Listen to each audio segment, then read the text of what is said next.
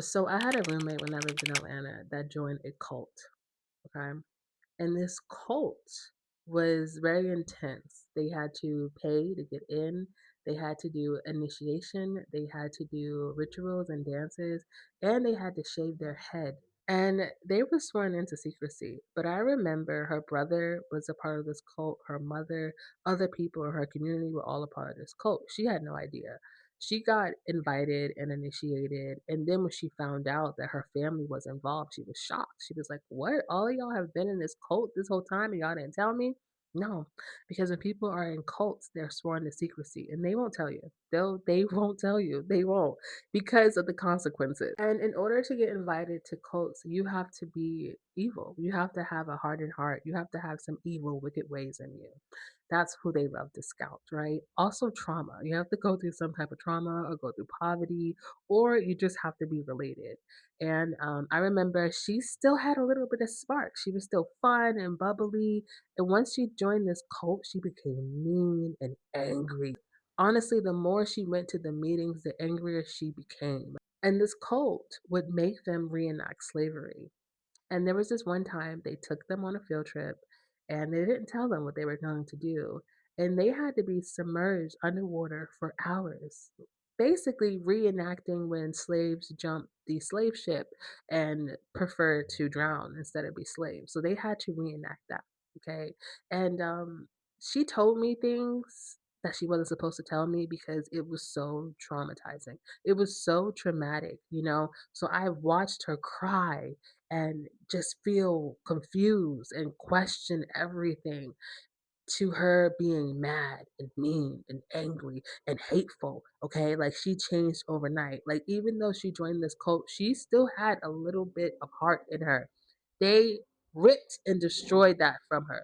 They had to sacrifice a lot of things. They had to get rid of a lot of things. They couldn't keep things. There was one point where she had to get rid of all her stuff and she could only keep 3 items. This cult was abusing people, and these were Black people from all different backgrounds. Okay, Caribbean, African American, African. The thing about this cult is they're reborn. Okay, and now the people in the cult are their family. So their family is not really their family anymore. The cult is now family. And they date each other, they marry each other under the elders in this cult. And they're not supposed to have outside friends, but we live together. So a lot of the members would come over to our house and hang out. And I wasn't allowed to hang out with them. I was just chilling in my room. They did not talk to me. They did not like me. There was a point where they tried to gang attack me, and I was sleeping in my bedroom, and they started banging on my window, screaming, yelling, taunting me. Came inside the house trying to attack me.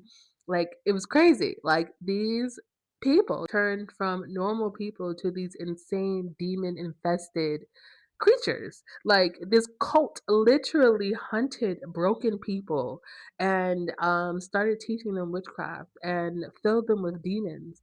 And the thing about this cult that was really interesting is that they were reenacting slavery. And so they became enraged with white people. But they turned their anger on Black people and was being taught witchcraft and was practicing witchcraft on other Black people. Like it was crazy. Like using the trauma of slavery to attack Black people. Like it was weird. It was weird. It was weird. It was trauma is satanic abuse. And they love to traumatize people and then say, oh, it wasn't us. That was love. It's all narcissist abuse. They turn these bright adults into cultists.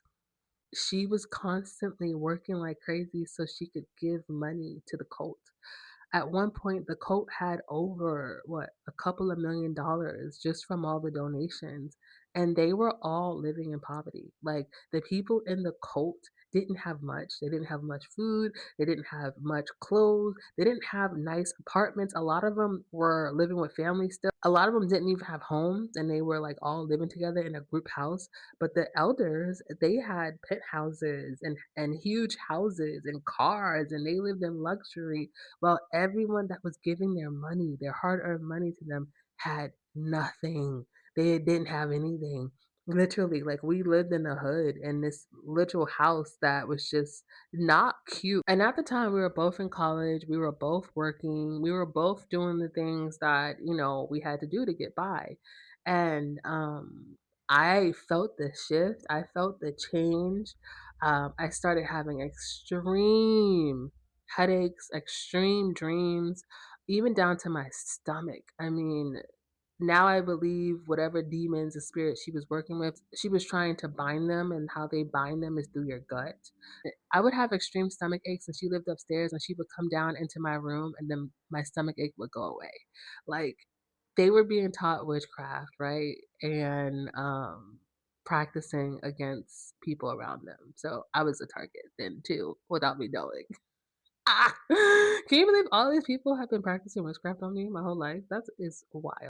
And I remember we used to hang out. We also worked together. We worked at the same restaurant, and the cult brainwashed them, like, not to be friends with outside people. The cult is their family now. They date in the cult. They do everything in the cult. They give their money in the cult. And we used to hang out. We used to hang out and we used to vibe. We used to cook breakfast together. And she just became extremely evil and hateful towards me. Like, everything I did bothered her. And it was so sad because I watched her go from this bright woman into this broken, sad, evil woman that wanted to do harm to people. And they sold them these false dreams and fake narratives. And the elders lived well. So the people who were working were constantly donating their money into like a pool. They had like this pool. And if you were going through hardship and trouble, they will give you money to help you. But like, they didn't have much. Like, people join cults and they don't have anything. So I don't even understand the point of being in a cult. You're being used, you're being abused, you're being taught witchcraft. And now you are the one doing the dirty work. It's like when people sell drugs, they have the people who stand out on the street to sell drugs while the big dogs live in the houses and they don't touch any drugs and they don't get caught or go to jail. But the lower level people, the lower ranking people do. That's exactly what this is. It was so sad to see all these men and women just lose themselves. It was so sad to see all these men and women pick witchcraft. Like, y'all are in college. Like, y'all have bright futures. Y'all can sing and dance. You're great public speakers. Nope. They turned evil and it was so sad. They didn't talk to no one. They literally stayed together.